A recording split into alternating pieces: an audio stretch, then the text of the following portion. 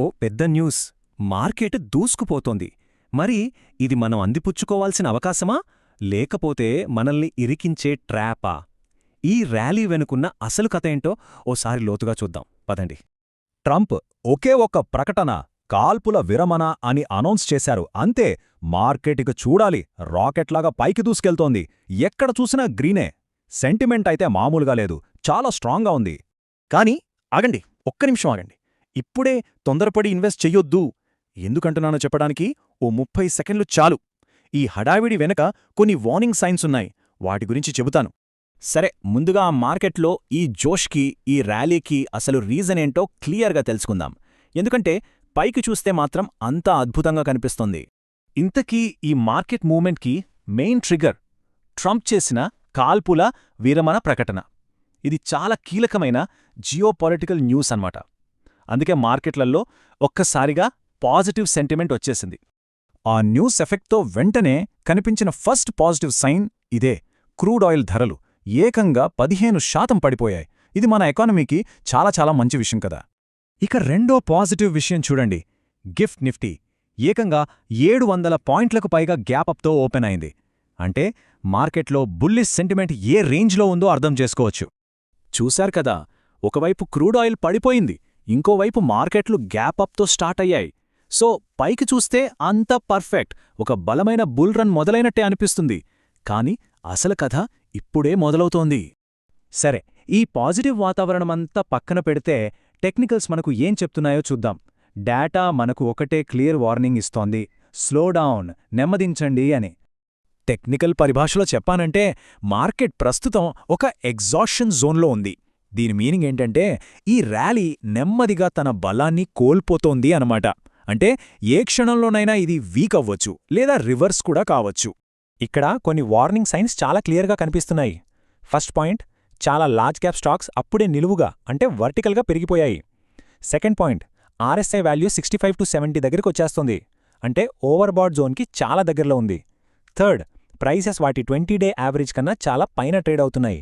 అన్నింటికన్నా ముఖ్యమైన విషయమేంటంటే ఈ ర్యాలీ న్యూస్ బేస్డ్, అంతేకాని కంపెనీల ఎర్నింగ్స్ బేస్డ్ కాదు. ఓకే, ప్రాబ్లం గురించి మాట్లాడాం కదా, మరి సొల్యూషన్ ఏంటి? ఇలాంటి సిచ్యువేషన్లో మనం ఏ 3 ముఖ్యమైన సిగ్నల్స్ని క్లోజ్గా వాచ్ చేయాలో ఇప్పుడు చూద్దాం. మొదటి సిగ్నల్, క్రూడ్ ఆయిల్ ఇప్పుడు తగ్గుతోంది. అది మనకు మంచిదే, కానీ ఇది సడన్గా రివర్స్ అయ్యే ఛాన్స్ కూడా ఉంది. కాబట్టి దీని కదలికల మీద ఒక కన్నేసుంచాలి. రెండో సిగ్నల్, గోల్డ్, బంగారం ధర ఇంకా ఎక్కువ స్థాయిలోనే ఉంది. ఇది ఏం సూచిస్తుందంటే పెద్ద పెద్ద సంస్థలు అంటే బిగ్ ఇన్స్టిట్యూషన్స్ ఇంకా ఫుల్ కాన్ఫిడెన్స్తో మార్కెట్లోకి రాలేదు, వాళ్ళు ఇప్పటికీ సేఫ్ గేమ్ ఆడుతున్నారు. ఇక మూడవది, ఇది చాలా చాలా important signal, FII flows. Foreign investors ఇంకా పూర్తి స్థాయిలో బయింగ్ స్టార్ట్ చేయలేదు, వాళ్ల సెల్లింగ్ కూడా ఇంకా పూర్తిగా ఆగిపోలేదు. మార్కెట్ స్థిరంగా పెరగాలంటే వాళ్ల సపోర్ట్ చాలా అవసరం. సో ఇది చాలా కీలకం.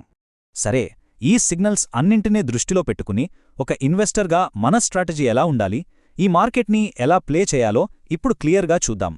ఇక్కడ చాలా డిసిప్లిన్డ్గా ఉండాలి. నంబర్ 1, మార్కెట్ గ్యాపప్ అయింది కదా అని వెంటనే కొనడానికి వెళ్ళొద్దు.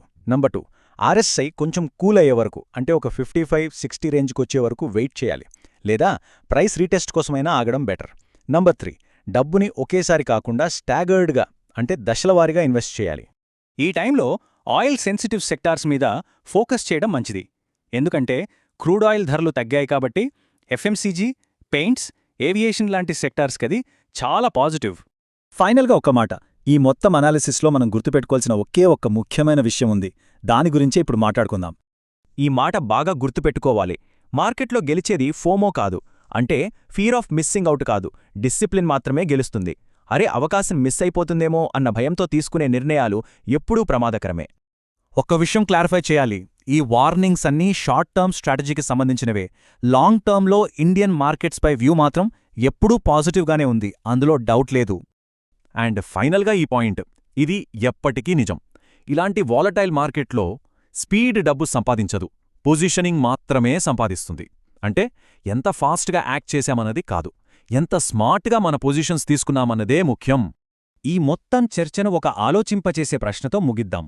ఇలా న్యూస్ బేస్డ్ ర్యాలీలో అసలైన రిస్క్ ఆ న్యూస్లో ఉందా, లేక ఆ న్యూస్కి మనం రియాక్ట్ అయ్యే విధానంలో ఉందా? దీని గురించి కాస్త ఆలోచించాలి.